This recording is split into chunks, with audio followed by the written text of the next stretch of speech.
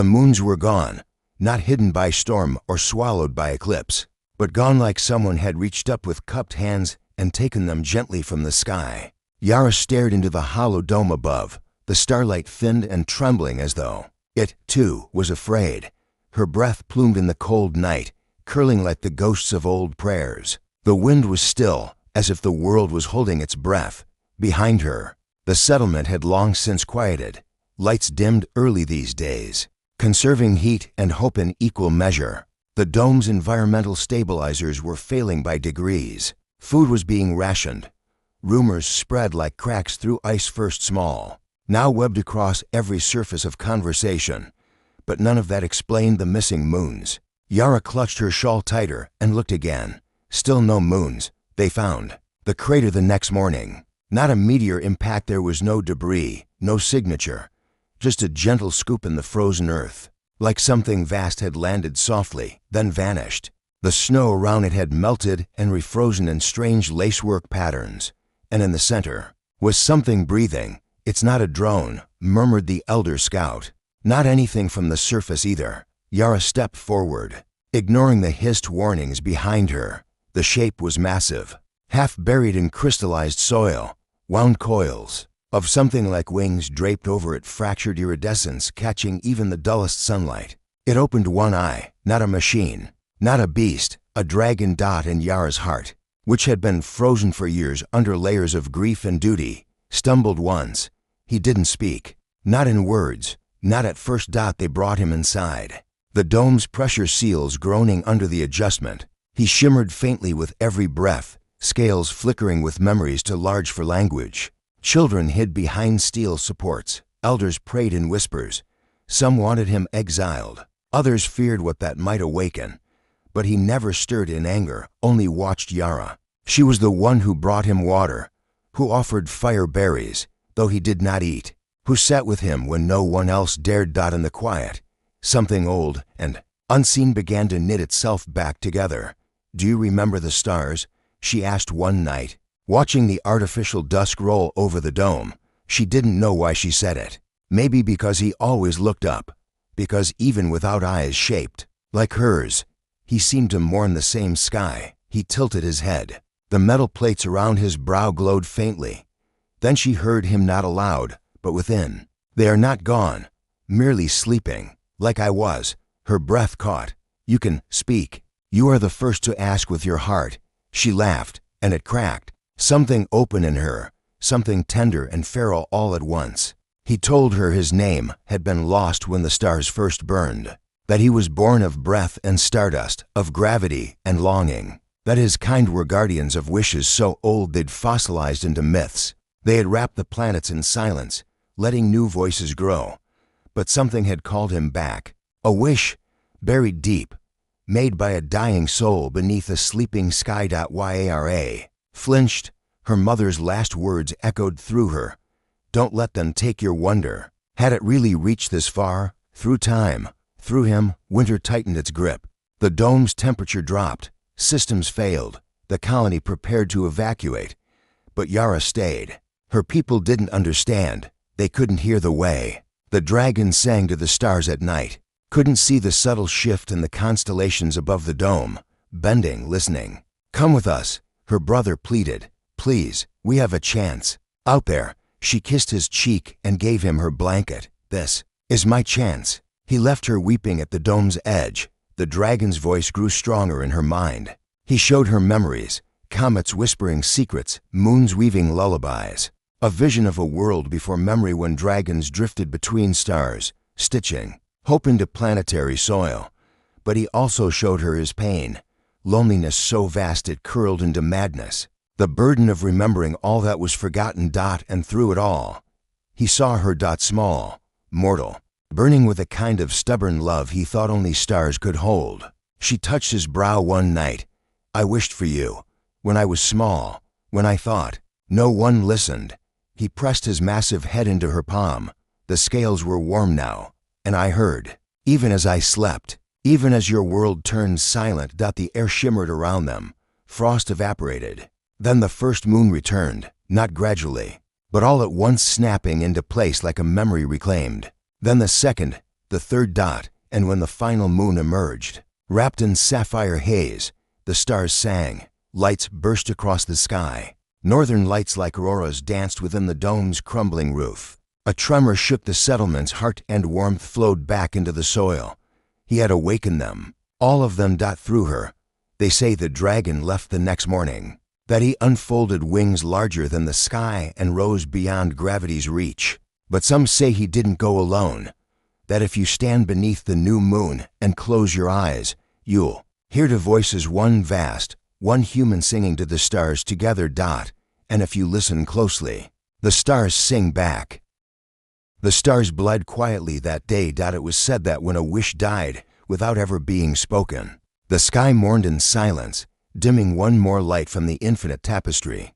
Naren didn't believe in such things. Not really, not until she saw the dragon. She was the last daughter of the arboreal city of Virus, born with rust-colored skin, hair the color of dying leaves, and a voice no one ever bothered to hear. Virus, with its skyborn roots and singing. Trees no longer sang for her people. The sap had slowed. The elders whispered of extinction, always in words wrapped in velvet, but it was extinction nonetheless. So when the trees opened a path, when the moss curled into a staircase of light, Naren followed, not because she believed, but because she had nothing left to stay for. The path ended in a cavern that pulsed with ancient breath. She hadn't expected bones, or light, or a dragon that shimmered with translucent scales, stretched across the stone, like a cathedral's spine, immobile, impossibly large. Asleep, Naren stepped forward, then knelt. She didn't speak. She couldn't. Her words had rusted shut a long time ago. She reached out instead, not to wake it, to rest her palm on the warmth of something still living. The dragon did not stir, but something behind her did. The wine, no, not wind. Breath, a second dragon, smaller, wounded, its wing dragged like torn silk, and its eyes amber gold, ringed with old fire, met hers. And in that moment, Naren realized she was not alone, not unwanted, not forgotten. She didn't run. She offered her hand, and the dragon, bleeding and beautiful, stepped forward into her shadow. He was called no name. Dragons did not name themselves. Names were wishes. Wishes were dangerous. But she gave him one. Weeks later, under a canopy of ghost leaves, Ashen, she said softly, as she ground herb into his wound, "You're not made of ash, but you survived the fire."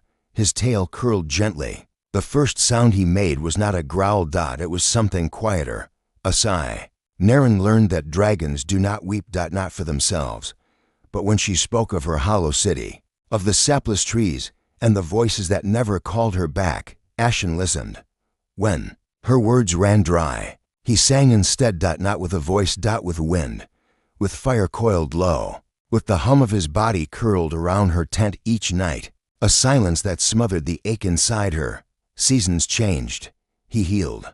But he didn't fly. Naren wasn't sure if he'd forgotten how or if he simply didn't want to leave. She began planting roots, literally. With his help, the earth softened. Vines took root again. The sleeping trees near the cavern groaned and cracked, shedding winter from their branches. A new forest began to bloom. They did not speak of Virus or the past.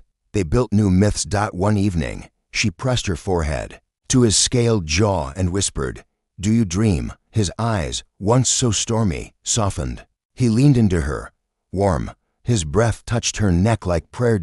And for the first time, Ashen spoke aloud, "Only of you." That was the night the sky cracked, not with thunder. With return, Virus had sent hunters. They did not want her back. They wanted her gone, erased. A girl who had left the dying sap to bloom elsewhere was dangerous. The hunters came with flame and with teeth. Ashen rose.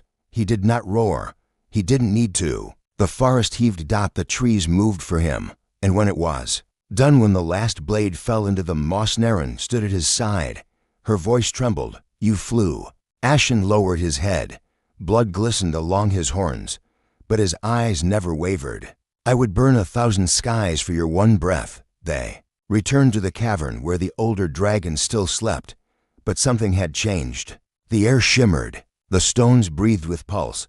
The dragon stirred. One eye, vast and ancient, opened, and it looked not at Ashen dot, not at any Aaron dot, but at the sky, and above them. The stars blinked like old gods remembering. A single star fell, and Ashen whispered, "That one was mine." They never spoke of wishes again, but they lived them together. And every breath she took from that day forward was part of his hoard. Not gold, not fire, just her. And for a dragon, that was more than enough. The wind howled through the blackened treetops, carrying ash and memory, on the third moon of Ories, where twilight lasted for days and the stars refused to shine. A girl named Nan knelt beside a dying pool. Its waters once reflected the skies. Now they steamed faintly, poisoned by the war. She dipped her hands into the lukewarm shallows anyway. "I know you're here," she whispered, voice trembling.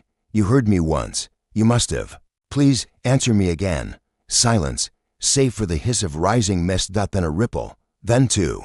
A pair of golden eyes surfaced beneath the reflection of her face, and with them, a low voice. "You should not have returned." Nan didn't flinch. "You gave me a wish once. I was barely old enough to speak. I made it anyway. I remember. You didn't grant it." A pause. The eyes blinked. "Because it was foolish. You wished for him to return, and humans do not come back from death." "I didn't mean my brother." Nan stood, fingers curled. "This time, it's not for him. This wish is for you." A form rose from the pool, tall, rippling like steam over flame. Horns curved back from his head, dripping with water. His wings shivered open, skeletal but impossibly vast. Not a dragon in the ancient sense, but close enough that every instinct in Nan screamed to flee. And yet she stepped forward. He watched her. "You wish for me?" "You were the last to see him alive. You held his memory, even when I let it go. You sang when I forgot the words." Nan's voice broke. "You deserve to be remembered. Not trapped here. Not forgotten beneath dying starlight. You would trade with me?" She nodded. "Your life, for my freedom." "No, my heart, if you want it." He studied her, not the surface of her, not the girl's torn robes or soot-streaked face, but deeper, into her marrow, her will. "I am no prince, no hero. I am made of memory and molten bone." "I know," Nan said. "I don't want a hero. I want the one who waited. I want the dragon who listened." He closed the space between them. Steam curled from his breath. Nan looked up into that storm-scarred face and did not flinch. "My name," he said slowly, "was forgotten long before your kind could speak. But if you give me yours, I will wear it like armor." Nan, the pool stilled. The stars above flared just one, then another, as if hearing something sacred whispered again.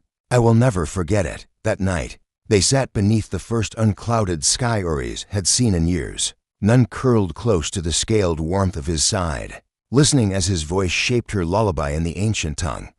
Not quite a man, not quite a beast, but hers. And when she finally slept, one clawed hand rested over her chest right where her wish had been burning all along.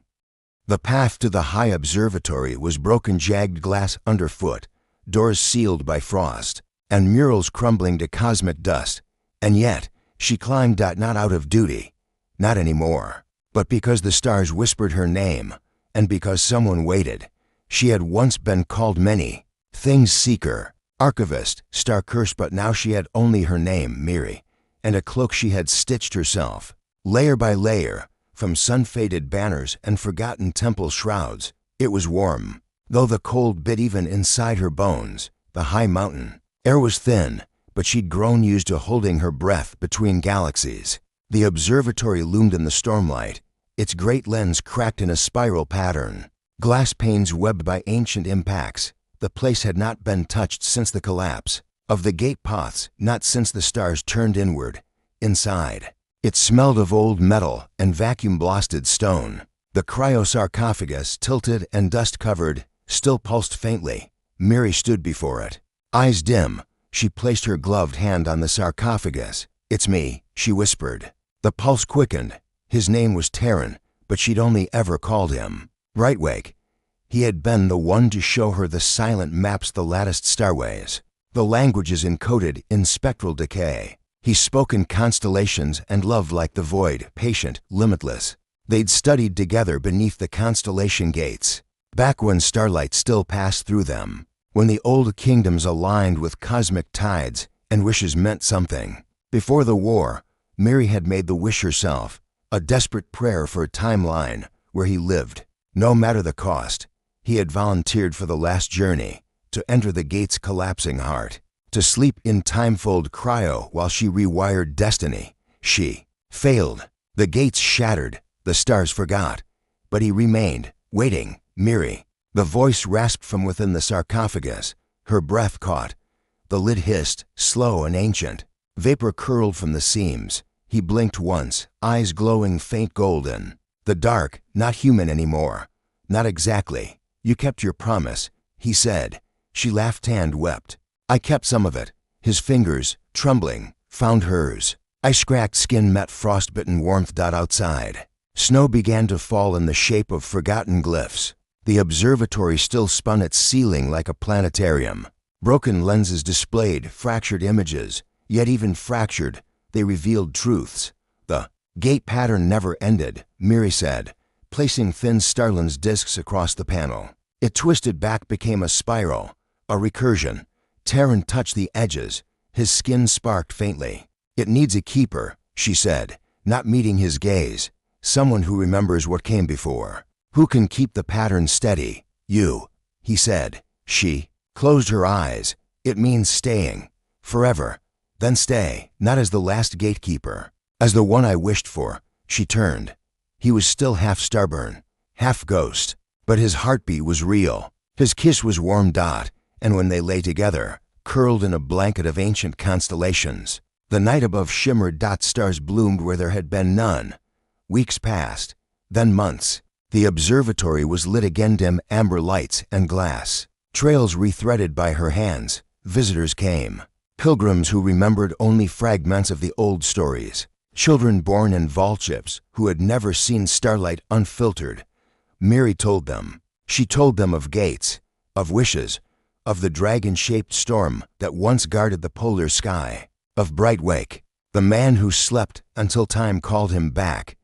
He stood beside her, sometimes silent, sometimes smiling, always present, and when the constellations began realigning, they didn't do so in straight lines. They moved in curved spirals woven gently together, like two hands held across the void. In the end, she was not the last gatekeeper. She was the first storyteller of the new constellation paths. And Terran, the man she once wished back into existence, watched the stars fall, only to rise again, together. Their home was small, just two chairs beside the shattered lens. But through it, they saw the entire cosmos wake, and for once, it wasn't sleeping.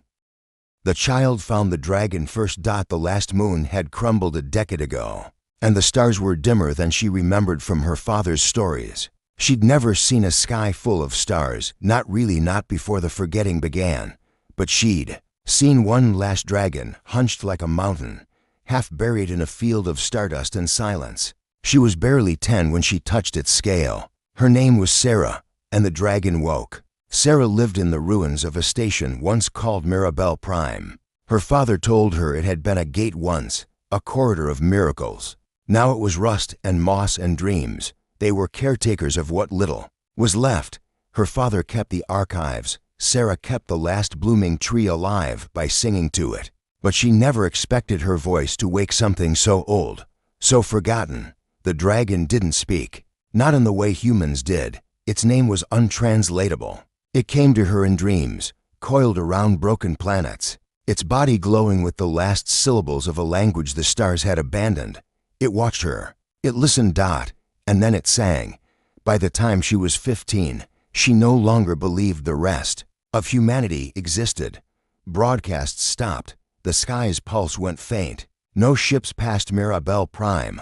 The black between worlds grew deeper. And she wondered if she and her father were the last sparks of something once vast. Except the dragon still came. Each year, it grew more radiant. It had learned her name, spoken it aloud in voices like solar wind and echo. One evening, while lying under the tree that shouldn't be able to bloom, Sarah whispered, "Why me?" The dragon, curled in shadow nearby, answered in a thought that rippled with light. "Because you remembered, when her father died, Sarah buried him beneath the tree. The dragon was there, its wings stretched like a canopy, shading her grief. She curled against its side for 7 days. It kept her warm with a slow breath older than stars. After that, she no longer sang to keep the tree alive. The dragon did.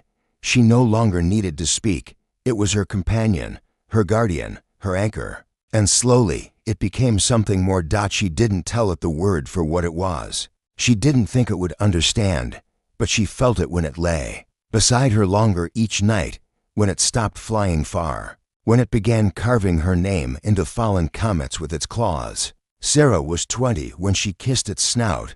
The dragon stilled. The world did, too. And then the stardust danced. It changed form after that. Not into something human, no, but something closer to her shape. It wore robes spun from constellations and crowned itself in moonlight. Its wings folded into scars down its back. Its eyes never stopped glowing, and its voice was no longer borrowed from dreams. You kept the wish alive. It said. Sarah stepped closer. What wish the dragon, this being, this ancient remnant of a forgotten covenant, bent low? To be loved, even when the stars forget us. She reached out. Then let me remember you. Their fingers touched, and the last stargate, dead for centuries, flickered. The universe remembered. It began with light, a ripple, then a spark, then words, traveling on frequencies older than math. The wish was made. It has been kept. Somewhere, far away, other dragons stirred. Other souls, other ruins. The stars blinked. The cosmos began to hum again. Because one girl had loved what should have been forgotten, and that love woke the map. Sarah and the dragon, now called something like a name, something close to Ashkar, stood at the gate. What happens now? She asked. Ashkar looked at her, their wings shimmering. We give the wish to others, one forgotten star at a time. She took their hand. Then let's start with this one. They stepped through the gate. Together. Two lovers, a wish remembered, and a cosmos waiting to be sung back to life.